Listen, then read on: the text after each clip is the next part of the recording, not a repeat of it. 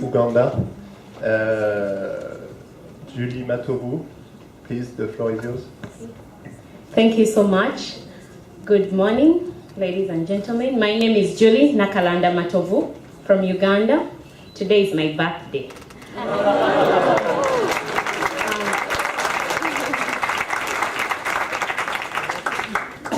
I'm here to represent our experience on PGS. I'll give you a brief background. The idea of PGS in Uganda, organic activities are being coordinated by our NAOM, the National Organic Movement, which is called NOGAMO. I got involved in organic work. My background is farming purely because I'm from a small farming family, but in the middle of the city, surprisingly, from Kampala. Then I've studied agriculture, just finished my master's. Hopefully I'll do my PhD soon. So I come from farming and I believe in farming, so I chose to study farming. During my work around 2005, 2009, when we became members of Organic, the organization I was working for, the only opportunity that was there is to help these farmers get connected to existing internal control systems which are controlled by operators. But we're working in remote areas where such systems were not very easy to achieve.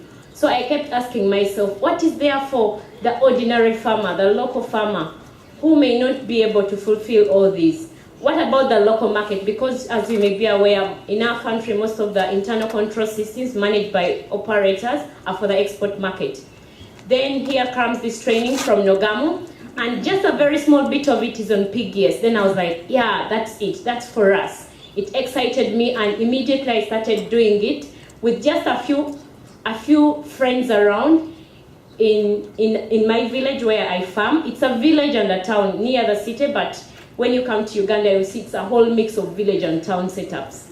So I'm a member of a community initiative where we have what we call a VSLA. VSLA is Village Saving and Loan Association. That's the first reason we came together. So I bring this idea of PGS to them and they say, okay, we can do it.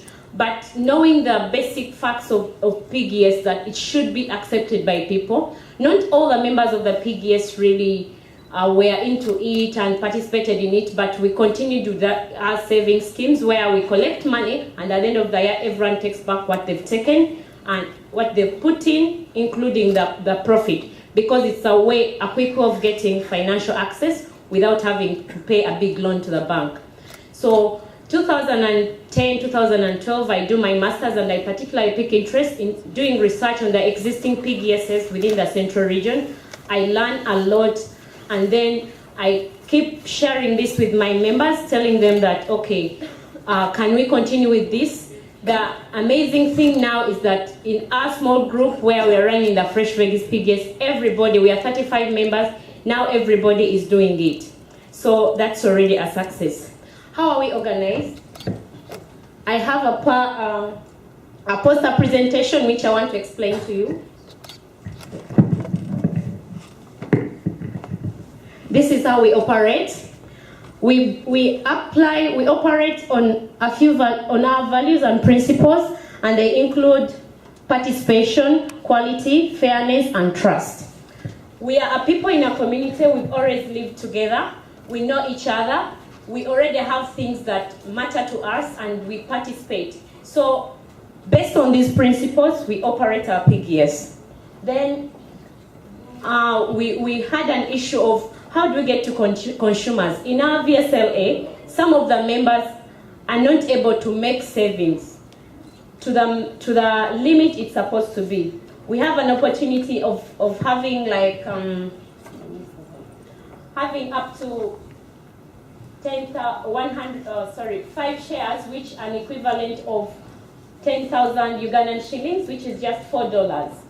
But amazingly, people cannot afford that. It's not, you may look at it at very small money. So this was a result, this was an answer to the question of how do I generate this on a weekly basis. Now members started doing vegetable growing, and they were able, through the sales they were making, they were able to generate up to 5 shares that make the 10,000 shillings for their share. Because you may, if you look at our statistics, some members were just able to save something close to 3/3 of the dollar per week, but now when they are involved in the PGS activities, they can save up to the maximum of $5 per week. When we have a consumer base, and this is based on office, home deliveries, supermarkets, Shop Organic, which is at Nogam, and member families and neighbors. The way our PGS is set up is just to realize that there is a problem in our community. It's very common in Uganda, markets are not very easy to find. But in our PGS, as we discussed, because we meet on weekly basis, we notice that our neighbors are the first beneficiaries, besides the families themselves. Our PGS is unique in such a way that we have both collective marketing and individual marketing, but the idea is shared. So people are able, they didn't notice that they can sell to their neighbors, but now in the PGS, people are able to sell to their neighbors. It's their money, it's their product, but we do it the same way. And most of the sales we make are office deliveries and home sales. How do we get to our consumers? We just keep it natural. You go to a meeting, you meet people, because what I do otherwise from this, I'm an agribusiness consultant, helping people setting up their farms in a more professional way, and also training NGOs. I am here to train farmers. And everywhere I go, I make the organic agenda priority. I interest people. So when I go, I talk about what I believe in, then people say, can we have your product? I stand up in the middle of the meeting and I say, here, I do fresh veggies, and then people come like that. That's how it started. But right now, the way our consumer base is growing is word of mouth, which goes back to trust. That someone tells someone and you get all these calls, all these emails in, and then you start explaining to people. And this has grown that demand that we don't have everything the market is demanding. So we've networked in a loose way, in a loose network, with other farmers who are located very far away from Kampala. And this is what you see. We have farmers in Buikwe, Fiji, Usheni, and Kabale. From Fiji, we get organic tomatoes. These are the way we operate. Our operations are based on the East African organic standard, but we are not yet certified, but that's where our principles are. We are not really dying to get certified, because it's not a must that PGS we have to be certified per se, but we follow those principles out to a level where members will be willing to contribute to get to the certificate. Our approach is a very natural and slow process. Like I told you, it was only 5 members participating. Now all 35 members are participating in the vegetable activity. First for their home consumption, their neighbors, then this delivery scheme. And this has enabled us to grow our market.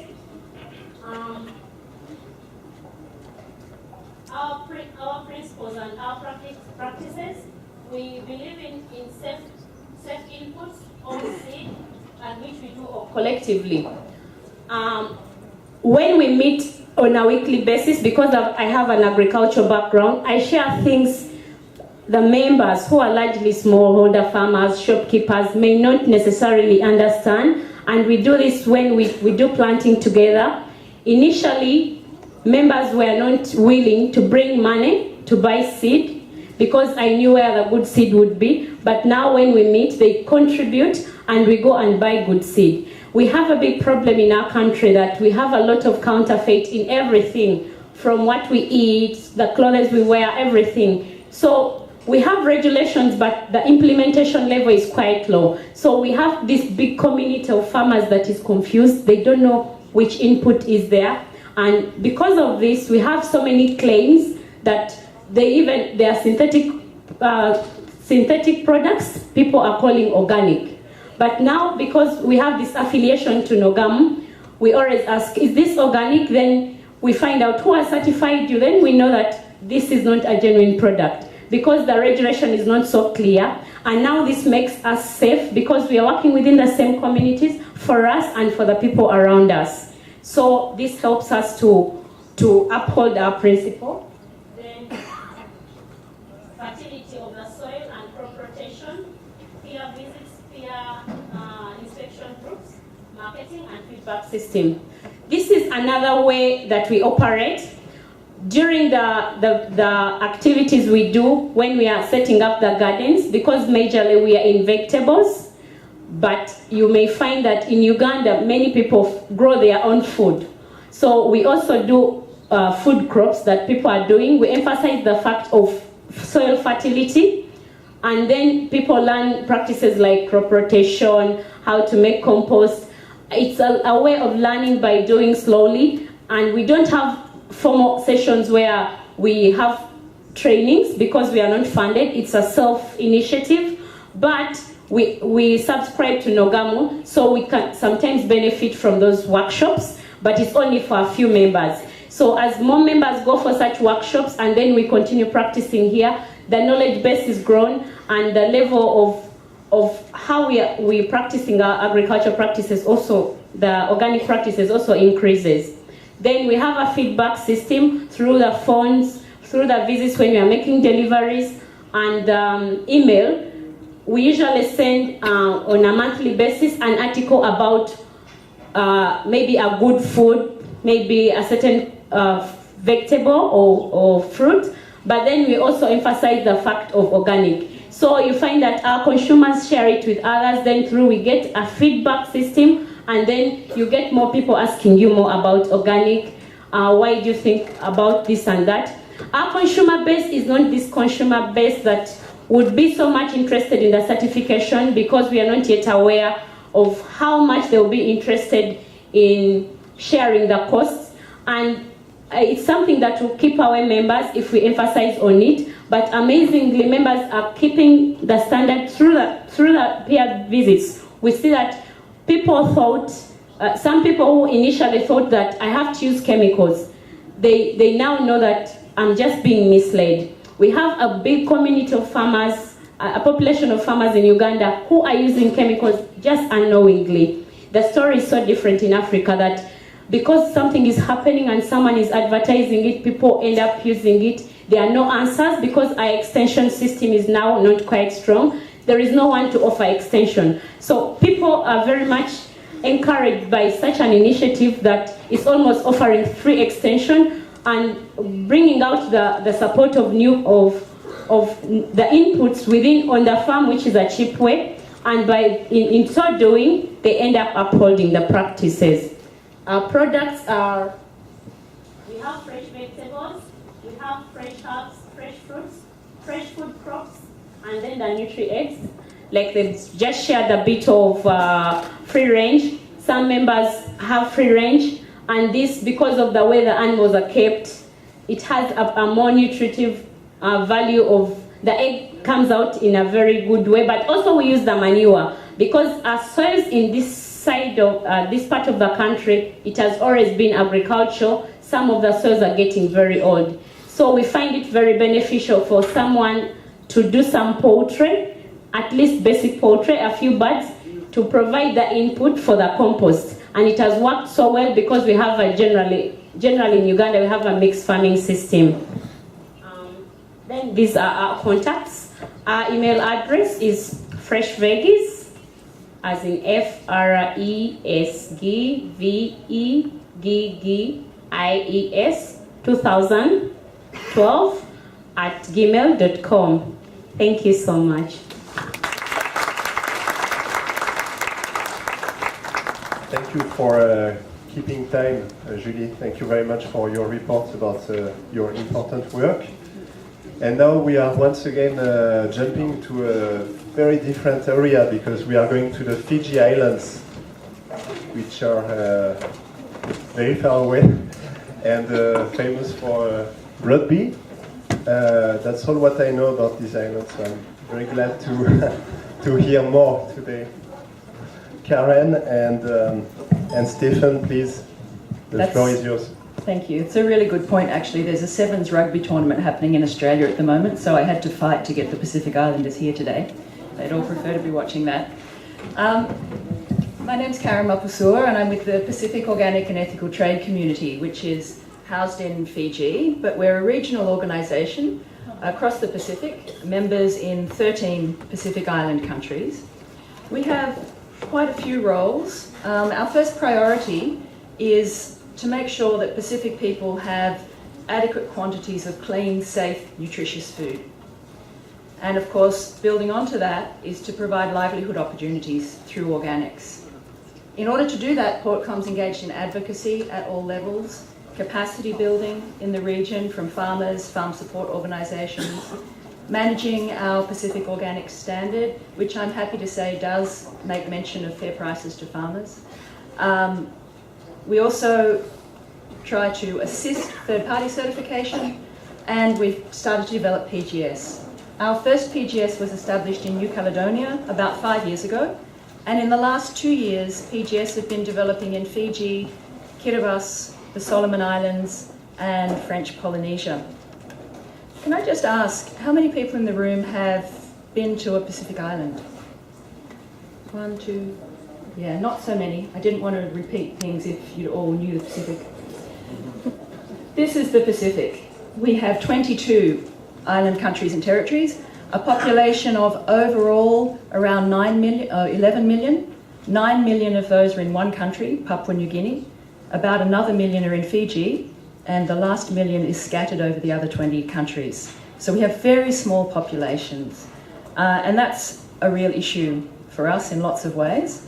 And when Stephen in a minute presents a case study of Vithia Island in Fiji, we'll recognise that PGS in the Pacific is, yes, it's about certification and it's about accessing markets and developing local markets, but it's also around helping build food security and ensure that we have enough of what we need.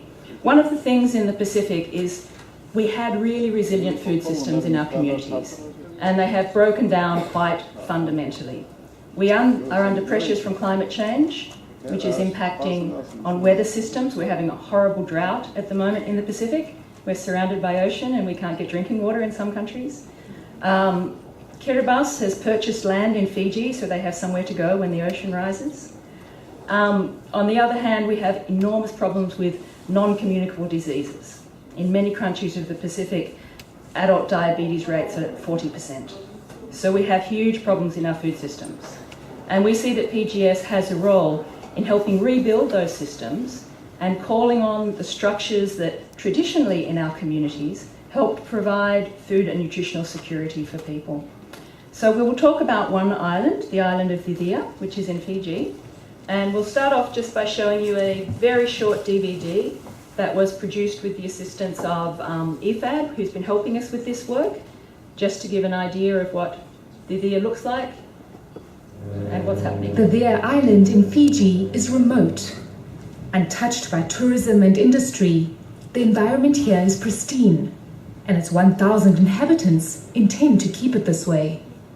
In 2006, the elders banned the use of chemicals and fertilizers, and last year they officially declared Vithia an organic island.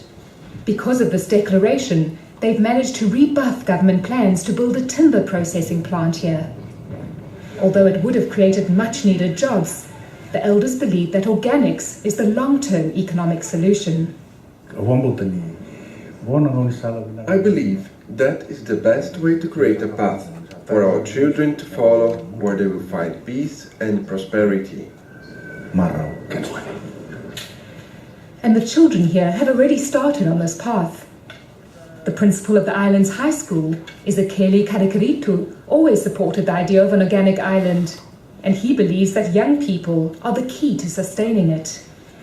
When they leave the school, they will take up their places in the village. I thought that for the sustainability of the thought of organic and for the future well-being of the people and their livelihood, it was best to target these young students at an earlier age. Here on the island, we are using The students here not only learn about organic farming in the classroom, they also take their knowledge outside, where they use organic methods to grow the food for their meals. We are very much involved with the agricultural activities, especially since the organic declaration.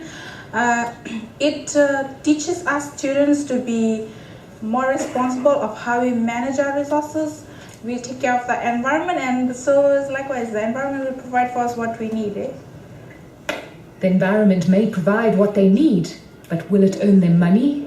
Virgin coconut oil is a staple cooking ingredient here. that has now become popular worldwide. After learning that buyers are prepared to pay a premium if it is produced organically, the women of the 5 villages of the Veer each formed a group to produce the oil for international sale. But the women soon discovered that it wasn't enough to say the Veer is an organic island. International buyers also want organic certification. At a cost of more than $10,000 a year, certification by a recognized external body is out of their reach. But a year ago, Stephen Hazelman from the Pacific Organic and Ethical Trade Community, or POETCOM, suggested another option.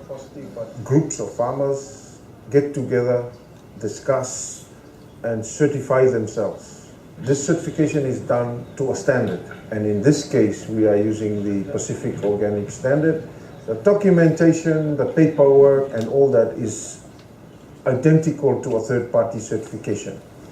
The difference here is we are certifying ourselves. In order to certify themselves, all the farmers and producers on the island make a pledge to follow the stringent rules of organic production. They then keep an eye on each other. Compared to the annual visit of an external certifier, the monitoring is frequent. Every 2 weeks they inspect each other's production records. They then meet monthly to decide if certification should be granted. With support from the UN's International Fund for Agricultural Development and the Secretariat of the Pacific Community, POETCOM hopes to make this the main method of organic certification in the region. After working for less than a year on the Veer Island, Stephen can already see a change here. On this island there's a change in attitude. It's like a hope, reawakening of hope. And there's a lot of hope on the island this week. An exporter met with the women to see if they can supply